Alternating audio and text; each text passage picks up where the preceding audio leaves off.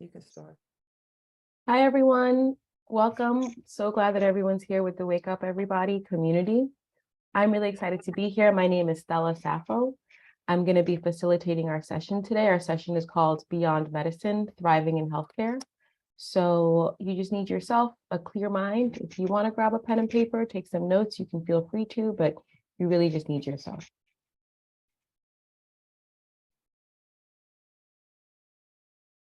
Hi, everyone who's entering the Zoom community. Welcome, welcome. Good morning, Dr. Safo. How you doing this morning? I'm doing great, Adam. Thanks for being here. Good morning, Rachel. Good morning, blessings, everybody. Good morning.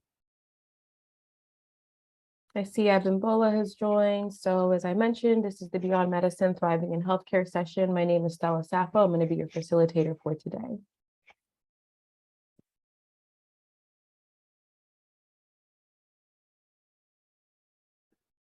Tell us where you are, Stella. Yeah, I am in Crown Heights in Brooklyn. It's a beautiful day, and I'm excited for this week, excited to be here with y'all.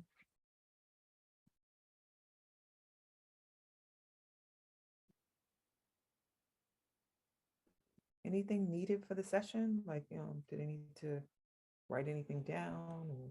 No, just bring yourselves. If you want, you can take notes, but for the most part, just yourselves and a listening ear.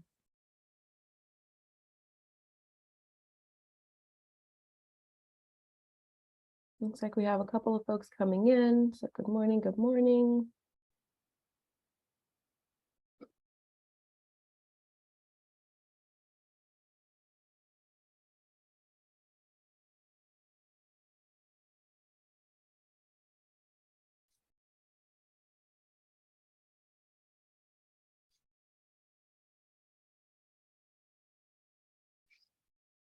Good morning, Marilyn. You just joined Beyond Medicine, Thriving in Healthcare.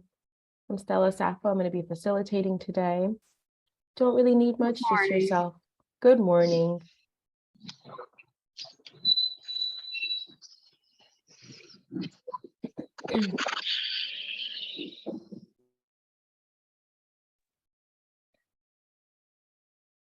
I hope everyone's doing well this morning.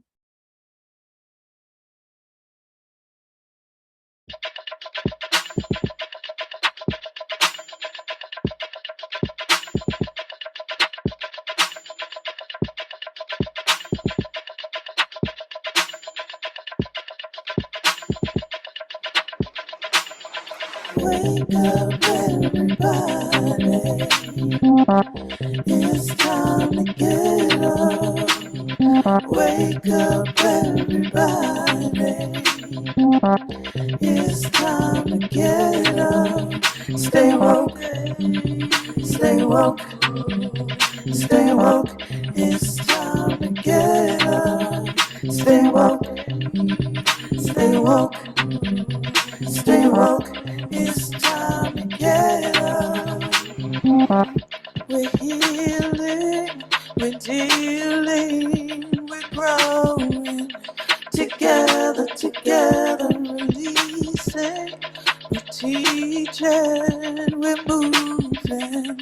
Together, together, we're learning, discerning.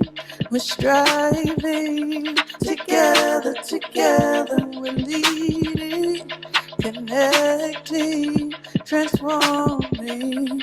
Together, together.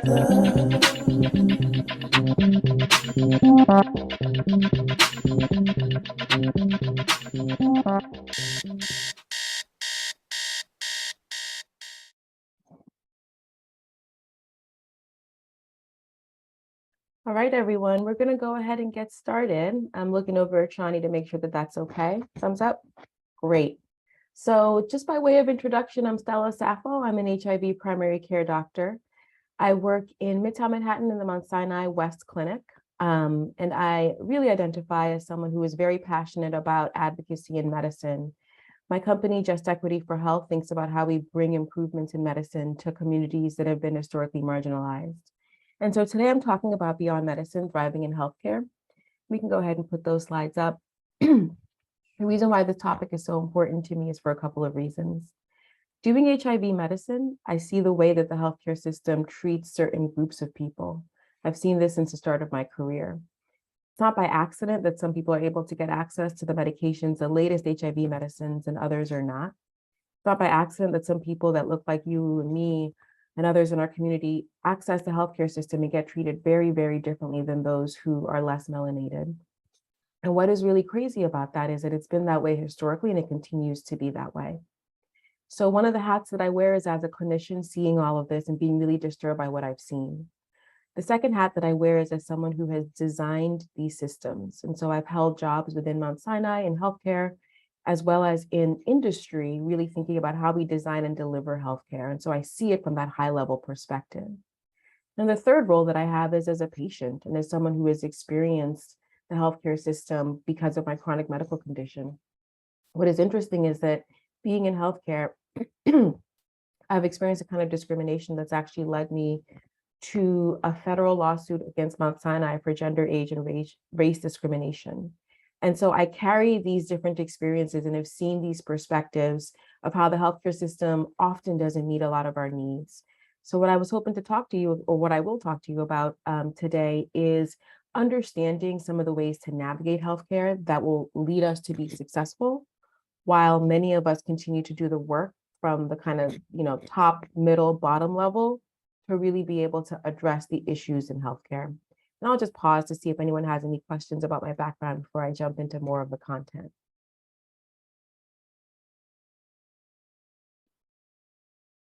Awesome.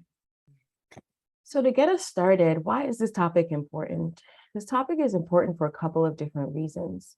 I think all of us have seen that COVID has just been devastating in terms of the actual impact of the disease on people, but also the impact on the healthcare workforce. There were providers that I've known for decades who said when COVID hit, they were like, I'm retiring. I don't want to deal with another, many of them worked in HIV medicine when it first started. And they said, I don't want to deal with another pandemic. And so we have had individuals leave healthcare. I think now the numbers are over 27% of doctors report burnout, over 50% of nurses report the kind of burnout that makes them want to leave healthcare. When folks are leaving healthcare at the rates that they're leaving, what happens is that we have less people able to provide the care that we need for our communities.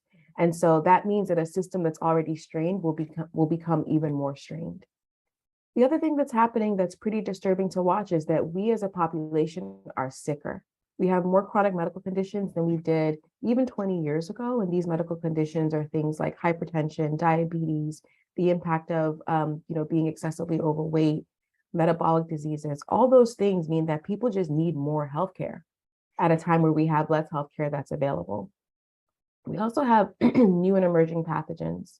So every time a new pathogen, like a new disease comes along, like monkeypox, which isn't really new, we've had it since the 70s, but it's new to us. Every time something like that comes up, or when we got that new case of polio rising up again in the summer, the healthcare system is super strained. We have to reevaluate our protocols, retrain people so we can keep everyone safe. That puts a strain on our system. And then we have new ways of delivering care, because not everyone wants to go to the big hospital systems like Columbia, Sinai, and get their healthcare. Some people now want to get healthcare at these private boutique clinics, or in different settings. And so all of these different things that I'm describing to you means one big thing, which is healthcare is changing and healthcare is strained. If healthcare is changing and healthcare is strained, the question that immediately comes up is, well, what happens to folks who have been historically marginalized in this system? How will they do? How will we do? And I've just left two things here for us to think about as a community, two kind of examples. One of them is a woman who I met and spoke with for some time who lived near the Mount Sinai community and talked a lot about, how that was just where she would get her health care, and was assaulted by one of the emergency room physicians who drugged her and assaulted her. And she was not believed, but she was smart and she carried the actual clothing that he had left his DNA on, and she was able to convince the police to do something. I offer that example because that healthcare worker, that doctor, targeted Black and brown women primarily. He had been known to be problematic, but the healthcare system hadn't done anything. And it wasn't until she proved her case herself that they were finally able to say, we need to figure out what's happening. We need to make sure that we address this. Similarly, there's that story in Yale a few months ago, about a young man who came in sick, but was quiet, left in the emergency room, and after 7 hours was found unresponsive. It begs the question of what happens when you go into an emergency room where you should be able to be taken care of. Why is it that people are literally dying while they're waiting for care? So I offer these two examples as just not even like, representative examples, but just as examples of what we know already happens in a healthcare system that hasn't really been built for us. And I know many individuals who are on the line or who are watching also have their own examples. But it's a good place to start to think about what are the ways in which this healthcare system has not really fulfilled our needs, and how do we make sure that we're able to address that? Next slide. So when we think about it from the patient perspective, because what I just offered you was from the healthcare perspective of like what some of the issues are. From the patient perspective, patients are talking about things like not having enough access to healthcare, right? Especially if you live in a rural area. Patients are talking about cost, even though the Affordable Care Act was supposed to make it so that all of us could access healthcare and it would be actually really affordable. That's not always the case. And then for a lot of patients, there's this kind of history of discrimination that impacts their ability to actually get care. I had a patient who had HIV who came in and said she went to the emergency room for an ear infection, and the doctor kept going back to her HIV, kept going back to her HIV, and she felt so targeted that she said, look, Dr. Safo, unless I'm dying, I'm never coming to this emergency room again. So you can imagine that the history of discrimination and current discrimination impacts the way that patients will then utilize a healthcare system. And then for a lot of our patients and a lot of us, especially now that COVID is kind of running rampant and some of us are getting it many, many times, there's this reality that there's an increased burden of illness. And so 55% of the population has at least one chronic illness, almost 30% have at least two. And what's happening when people are going into the healthcare system to try to manage some of these illnesses is that what they need to do with their health isn't being well explained to them. And that is the reason why I'm talking to y'all today, because as a doctor who takes care of patients in the outpatient setting, there are some tips and tricks that I'm really hoping that we can all kind of share with each other so that when we engage in healthcare, we're all going to be okay. And so I want to go to the next slide, and I also want to encourage you to, throw your comments in the chat, or feel free to unmute and let us know if you have any comments to make. And I'm going to have time at the end to really be in discussion with y'all. So high-level tips for really thinking about how to have a visit that's successful, how to have a visit that's going to go well. I know that many of us are really, really busy. And so when the doctor's appointment comes up, you're just struggling and hurrying just to make it on time, right? But if you think about a doctor's visit, a lot of times the way that these doctor's visits are organized is actually for me as a doctor to get what I need to get done. So I'll look at your 3 or 4 medical problems and I'll say, I need them to do X, Y, Z, right? That's my agenda. But what's on your agenda? A lot of folks don't actually get to stop and think about that before they go into their visit. And so what happens is my agenda as the doctor is the thing that moves forward. But maybe what you really want to talk about is the fact that your depression is getting worse and you need to think about maybe going on medication. But that wasn't one of the top items for me as your doctor, so it never came up. And now you won't see me again for the next 6 months. So you want to prepare for your visit. You want to write down what you want to talk about. You want to think about if there's any new conditions that you've had, what the course of illness are for those conditions. So for example, if you have a new rash, you want to actually make some notes. It started in September after I came back from the Dominican Republic. It comes and goes. These are the things that make it happen. These are the things that don't make it happen. And the reason why that's so important is that a lot of times these visits are, like I said, 15 minutes. And if you have a couple of medical conditions you're talking about, you have to move fast. So the time that you might feel like, oh, they just asked me a question, let me think, was the rash started in September or in January? That's time that could be used a little bit differently. So if you prepare, you're able to participate in your visit in a way that'll probably lead more towards success. And then I always say, bring your medications. Sometimes the list that your doctors have for you in terms of what they think you're taking are not what you're actually taking. Medication errors are one of the #1 ways that patients are harmed in the healthcare system. So either bring a list or bring all of your medicines to be able to say, this is what I'm on. And a good doctor will take a look at them and will check for drug-drug interactions, check to make sure that you're kind of on all the right things. So preparing for your visit is incredibly important and is something that if you take nothing else from this, try to really think about doing that.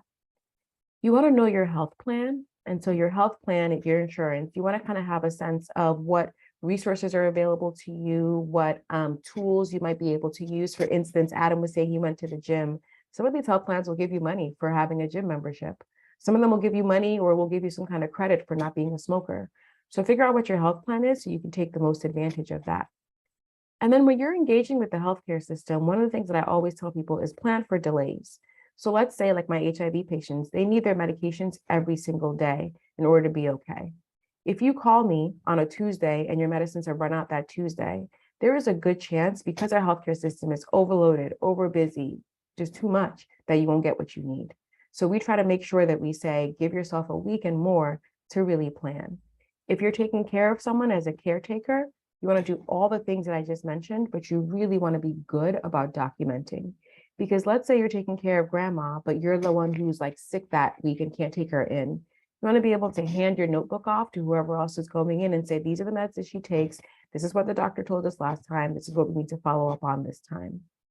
And then I love this community because I think you guys already have the right idea, which is use the resources in your community to find folks that you want to go to. So let's say you need to go and see a rheumatologist, right? It'd be nice for you to just kind of, have someone that you could kind of consider. If you are in a community of people that you trust, you could ask around and say, hey, have you gone to a good doctor? Who would you recommend? And the reason is because still in healthcare, word of mouth is the way that you can find some of the good ones and the way that you can avoid some of the bad ones. And so that's something that I just kind of mention, especially as we think about the power of community to kind of keep all of us safe. So these are just some of the tips. We'll go through a couple more, but I'm going to pause. I can come off screen and just see how people are receiving this and see if there are things that you are seeing on this that make you think, wow, I hadn't thought about that, or I hadn't really considered that would be something that I would want to do.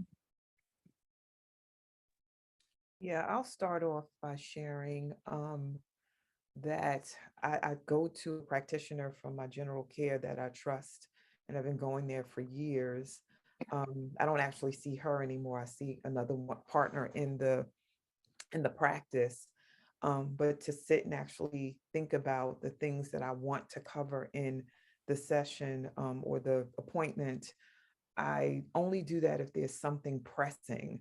But like to actually sit and take time, it's like, what has been going on with me and my body? Like stuff that may not be ailing me or bothering me in the moment of the appointment, but has happened over the last 6 months that require attention. Yeah. And I also will start thinking about doctors that I never really see or go to because I don't think about it. But like as a 54-year-old woman going to the podiatrist, I'm trying to think of other types of doctors that I just don't go to, but it doesn't mean I don't need to go. I just think about it because I'm healthy, but it's like preventative care is just as important as checking on things when there is an emergency or when there's something hurting me. So you're just making me think about that because I'm due to go for my checkups before the year is out, before 2022 ends, and I always go. So I'll sit with it because there's been some things that have happened. I'm like, what is the nature of that? So I want to inquire about it, and I'm grateful for the list. So anybody else in the space that wants to share, you can raise your digital hand. You can unmute yourself. We'd love to hear from you because Stella has offered such powerful information this morning. Anyone?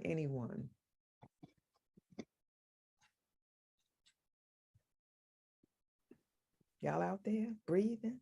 Oh, I see a hand. It's Vero. So Veronica, unmute yourself. Good morning. Yes, Morning. this is so very pertinent and interesting because I thought about just the fact that you said make a list, have a book about with you. Well, my father is an elder and he's 99. And when I went to stay with him for 2 weeks, we didn't have a list of his medications. And he was the person that was managing his medication. And so I think about all the people, the elders that are alone in their homes that are managing their medications. And they're mistaking and taking the wrong ones. Like my father's medication ran out. And so I got in my car, and it's a rural community. And I had to go get the medication. And they told me at the drugstore, the CVS, that they didn't have it. They were out of it, and it wouldn't come in for 2 days.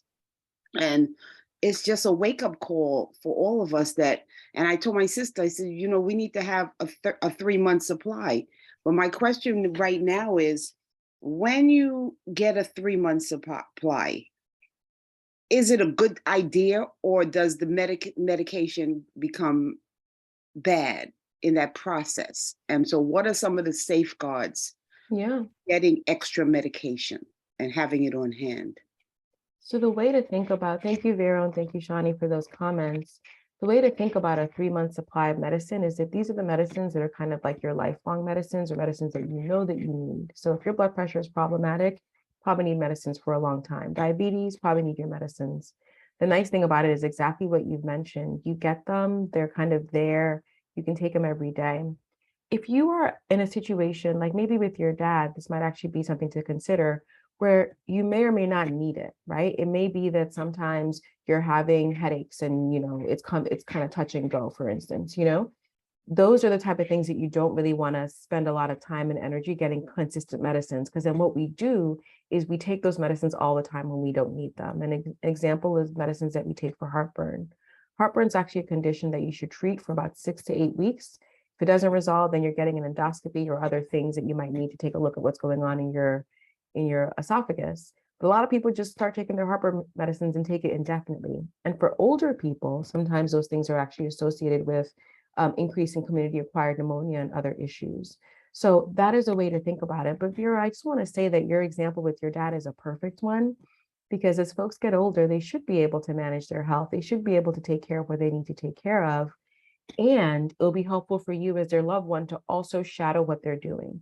Because God forbid, if your dad ends up in the hospital, the doctor's going to call your family and say, hey, what was he being treated for? What were his meds?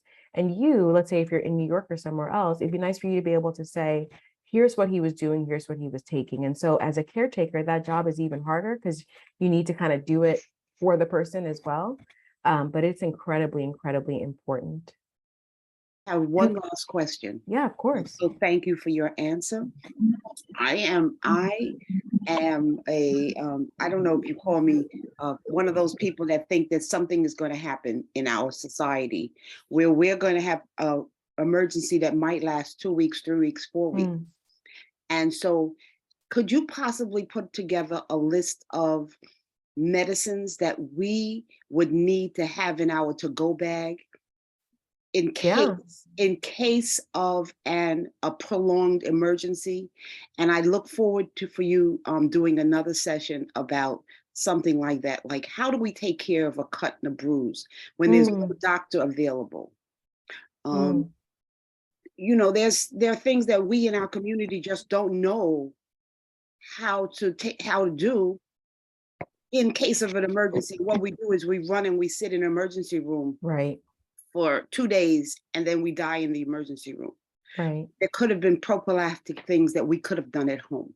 Yeah, that's a great idea for another session. That's a really good idea. I thank you, and I look forward to you coming back. Have a great day. Thank you. You too, Vero. Thank you.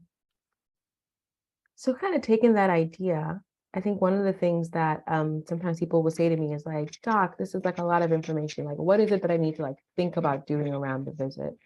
And I created a very easy visual and graphic for you, which is the next slide. If Shani, if you can put that back up, because I want to make it so that when you're engaging with your doctor, with your healthcare system, basically you can kind of think, okay, this is the way that I'm going to kind of prep myself for the visit. So a week before your visit, exactly as Shani was saying, think about the things that you want to ask your doctor and actually learn the name of your doctor. This is like an insider trick. Part of the reason is because in some of these clinics, they will have residents that are training, or they will have nurse practitioners or others who are training or who are kind of coming up. And sometimes if you're able to say, oh, I was supposed to see this person, they'll make sure that in addition to the resident, they also bring you that kind of more senior person to review your case. Whereas if you have no sense of who that person is, you might just get whoever is available, which again is not a problem for most places, but for some places can be. 2 days before your visit, you want to confirm that your visit is happening. As I mentioned, healthcare is strained. So you might go take all your time, take off of work, get there, and that the person you're supposed to see isn't there. The day of the visit, bring your medications, bring your pill bottles, bring any other kind of items that you think are going to be important for you. If you have a rash, bring pictures of the rash when it started to what it is now. That'll help us to diagnose all of that. So bring the stuff that you need. And then 3 to 5 days after your visit, go ahead and call the office and say, I'd like my doctor to give me a call back to go over the results. We doctors are supposed to call you if anything is abnormal. But again, we see hundreds of patients. And so there's a chance that maybe something that is not a huge problem, but is a little problem might be missed. So call and say, I'd love to talk about, with my doctor about the results, or send a little MyChart note, which is one of the ways you communicate on electronic medical record, to say, hey, I really want to think about, if anything needs to be kind of fixed.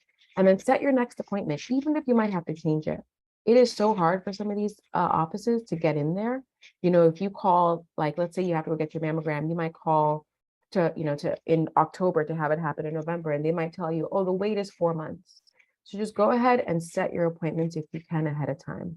And this slide is kind of like the money slide, because it's like a quick and dirty way to come at this healthcare system that we know is flawed in the best way that you can, for you to be able to get what you need. And I'm going to go ahead and take it off of this slide. The next slide was going to go through how you handle discrimination when you need it.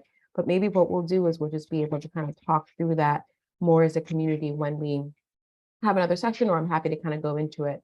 But I want to come off of this slide and just ask if this really resonates with people in terms of feeling like it's something that's feasible and possible for you to do in terms of preparing yourself and kind of walking yourself through your clinical visits. So you had a hand from Adam from before the slide that you just presented. And Awesome. Then from the pump, y'all can start to get ready to share based on what Stella just offered up as far as her question. So Adam, if you can unmute, please. Sure, Coach Shawnee. Good morning, everyone. Good morning, Dr. Safo. Thanks for having this conversation. I just want to say that this whole thing about us being sick as a people every year, I think is a lot deeper than the healthcare system that's racist. I just want to say that we're, as a people, are a victim of a system that tells us what to eat in terms of the junk food and the fast food industry is concerned. Because whenever a Black child is born or whatnot, he's being bombarded by this community, especially with the advertisements. And on top of that, when he listens to music and when he watches shows, all they put on is none but sugar and sauce. So that child becomes very dependent on it, especially when he develops and gets older, and women as well. So the point that I'm trying to say is that it takes away our true ownership when it comes to our health.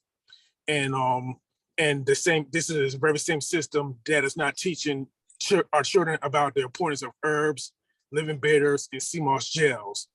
So I just want to put it out there. And McDonald's in 2020 has made $4.7 billion during the pandemic. So a lot of us are spending more money on fast food, which is making us very sick, to the point where we go to the very same healthcare that doesn't care about us. But at the same time, when we eat those junk foods, it's making us very hard-headed and rigid, where we want to make that change. I think, Adam, it's a really exceptional point that you're bringing up, which is that the healthcare system itself is messed up, but the issues that are making people sick happen even before you engage in the healthcare system. And I think you're absolutely right. I think there's a term that we use in healthcare called the social determinants of health. So the social things that we are experiencing, like, for instance, when you live in certain neighborhoods where there's no sidewalks, so you can't walk, you can't be outside in the built environment to get exercise. Like, for instance, living in neighborhoods where there's no healthy food options, right? So you can't, if you want to buy something, a meal for $7, there's no options for something green and non-processed. All of those things are going to make you sick eventually. And so I really think a lot about how there's advocacy that happens within our healthcare systems, and we as doctors and we as patients have to move a certain way. But all of this is a subset of the larger things that we need to address, which is What are we being fed? How are we being supported or not? What is it that's being done to us when we are engaging, let's say, like in the criminal justice system? All the things that just touch our communities that impact our health have to be addressed. And so I really cannot emphasize enough that how important of a point that is, because we'll never be healthy if we don't address those things. And so I definitely don't want folks to hear any of these solutions as possible, like window dressing when the bigger issues are there. And I just want to mention that it is 7:30. We'll probably go for another 5 to 10 minutes. And really, this is just open now for folks to be able to ask questions. And this is one question that I have for us as a group, is to think about, what I've suggested to everyone is like, well, when you engage in the healthcare system, here's what you can do, here's how you can move, But I think for us as a group, I'd really love for us to be thinking about, how do we as a community support each other in our healthcare journeys, knowing that the healthcare system is strained, discriminatory, et cetera. How do we make sure that we are really, again, supporting each other and carrying each other going forward? What does that look like? How do we do that? That's something that, we can answer here, or just for us as we leave this conversation to really think about. Yeah, fantastic question.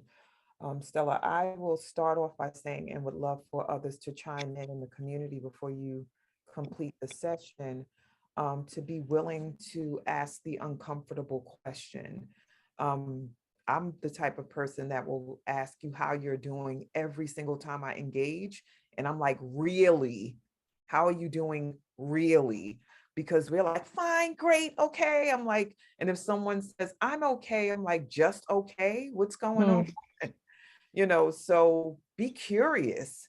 If you want to say be nosy, be nosy. I love my people and I want to know how you're doing mentally, physically, emotionally, and spiritually.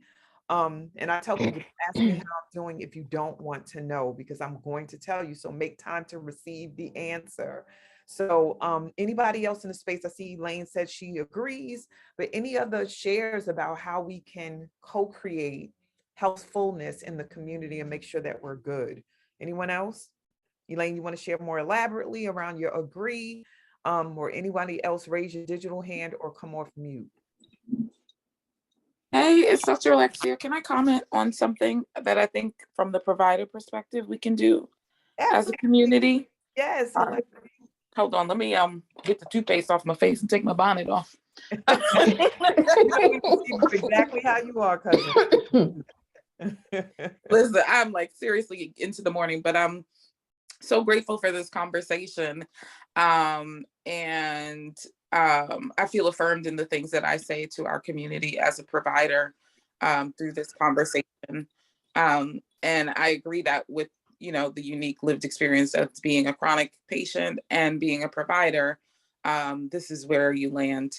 One of the things that I think that patients forget about and forget how to hold space for one another is that yes, in your 15-minute slot, you are the only person that's important to the provider. But outside of your appointment, there may be thousands of other patients in the practice that need the exact same care and attention you need. Some may need a little more or a lot more. Some may need a lot less or a little less. But I think one of the ways in which we can also, oh, Lord have mercy, one of the ways in which we can also hold space for each other in the medical setting is to just do that, right? Be mindful of the provider's time, energy, and limited resources.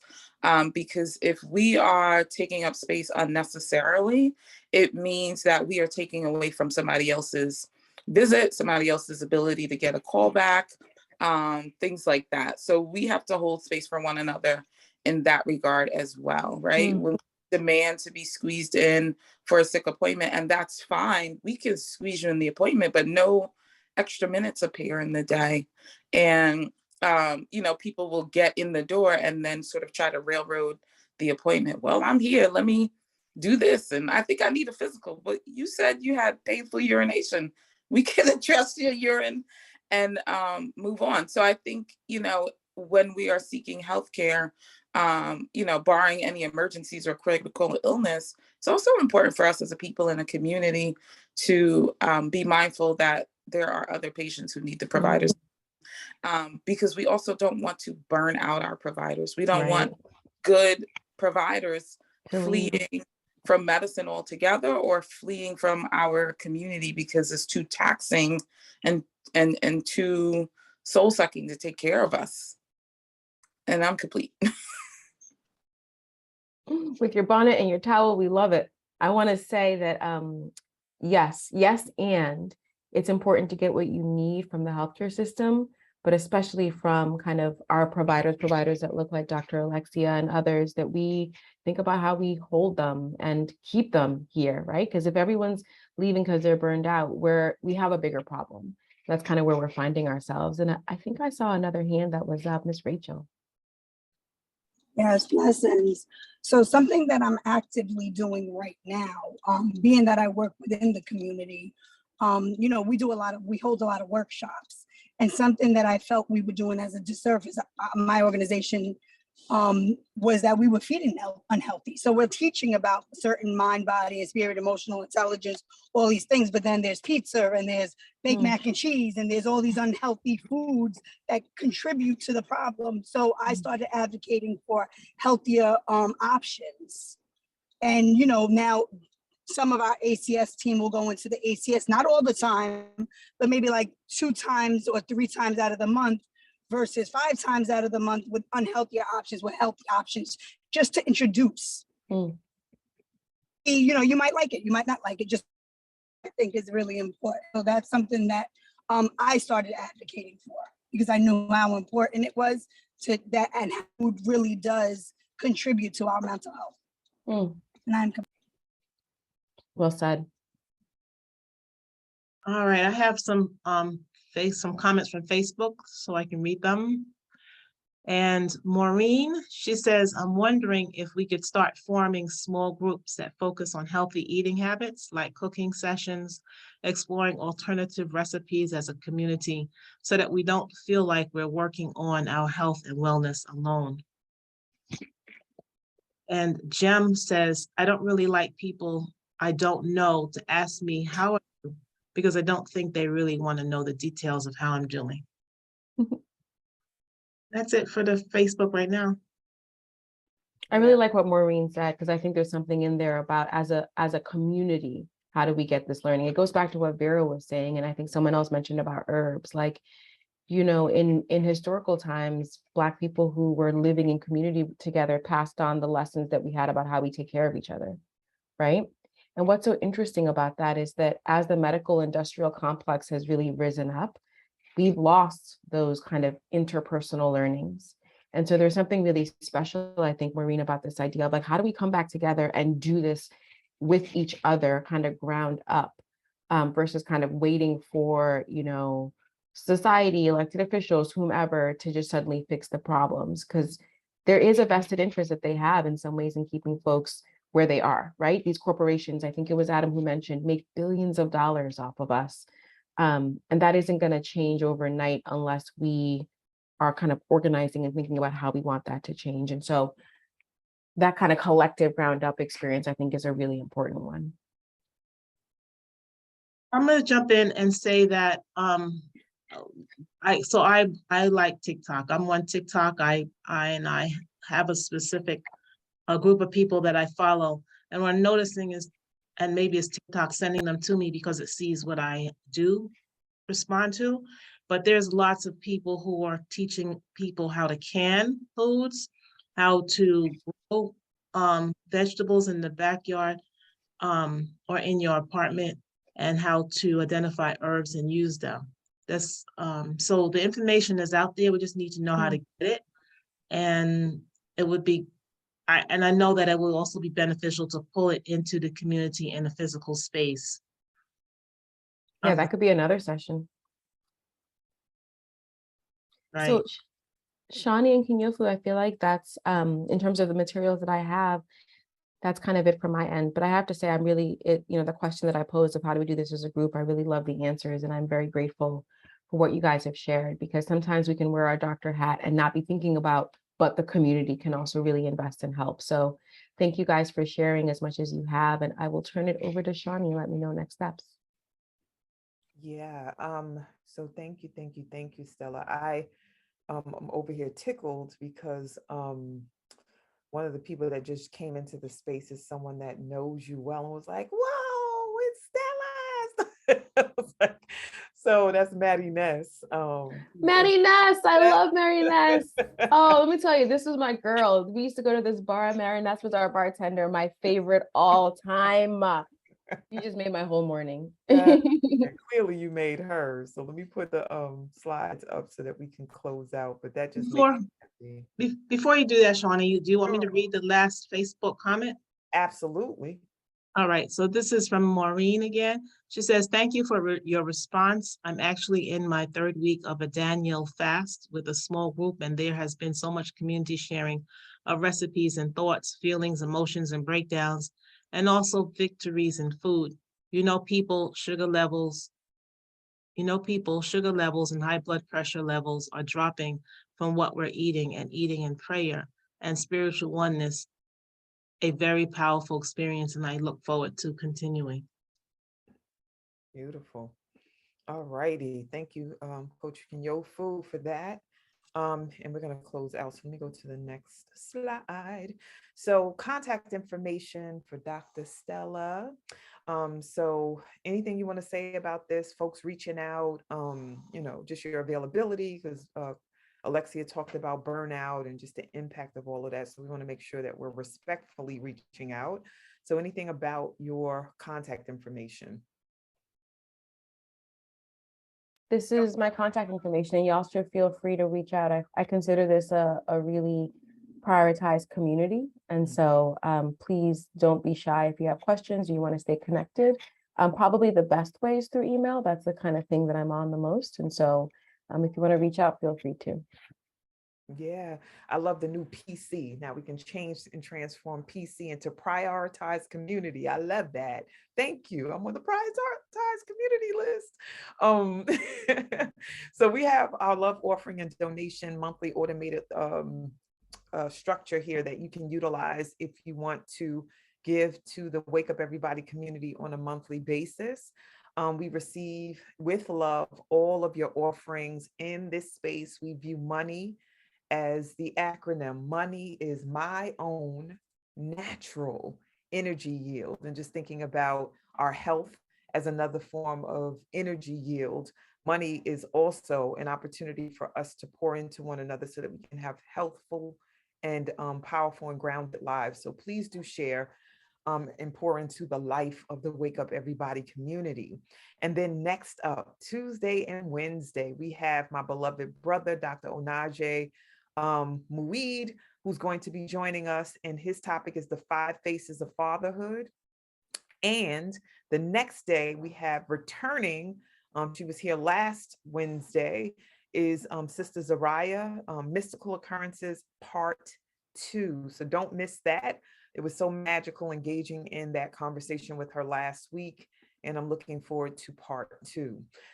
Woo Nation, we have folks that are coming into the space every day that we land in this space, and we have folks who are coming in that are new to the community.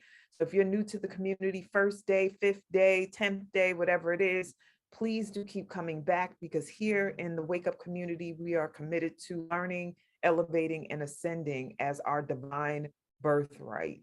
So come on back. And then our schedule, just as a reminder, we are here from Sunday through Thursday. Sunday, Tuesday, Thursday are 7 a.m. to 8:30 a.m. So our 90-minute session, which is a longer session, full course meal. And then Monday and Wednesday, like today is Monday, we engage in an appetizer session from 7 to 7:30. And we're going a little over today because of Dr. Safo's generosity. We invite you to keep coming back and supporting as we continue to provide this awesome material, work, community to you. And if you want to receive automated text, you can type in 74121 and then type in the text box, Woo Nation in all caps, and you'll receive automated text from us. And we have swag, things to wear, things to carry, things to support you with nourishing your body for being, so you can be more healthy.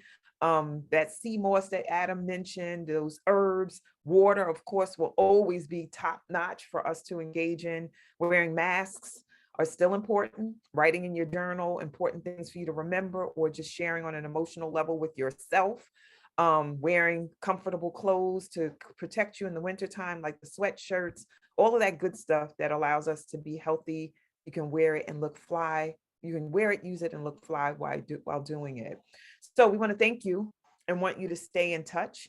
These are all the ways you can do so, which have been dropped into the Zoom chat as well as the Facebook thread.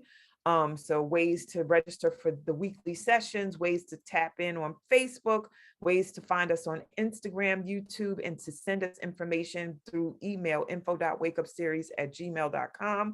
We are complete with all of the announcements. And now we're going to do what we love to do, which is to pour into Dr. Safo, Stella, by unmuting and saying what you want to say about your appreciation for the session. Thank you, thank you, so thank much. you. The best. Hello, They Sister don't even, Doc. Thank it was you for a your wonderful Thank presentation. you. presentation. Don't even know what you said. Great Wisdom. Come back presentation with on more wisdom healthcare. and I just want to say knowledge that and you Knowledge. keep on information. creating. Let's move forward, Truly been everybody. appreciated. Thank you for We your lift you up Continue to be today. blessed Beautiful, Best and everything, have the best health, day. wealth, Thank you so much. prosperity. Thank you, Dr. Thank Stella. you for Thank you being a for your blessing to knowledge. the Thank you for community. your wisdom. as Thank you you for share and feeding grow, us as you share and and grow. feeding So into us. thank you And for we being look forward to more dynamic. days like Look this. forward to having you come back. Dr. Alexia, we miss you. Love Yeah. you, Doc. Love you, Thank you, Doc. Doctor. Thank you. Thank you. I Thank you. love you. Let's move forward, everybody. Yes, Adam. Love you. Hey. Thank you. Thank you. Thank you so much. Thank you. Blessings.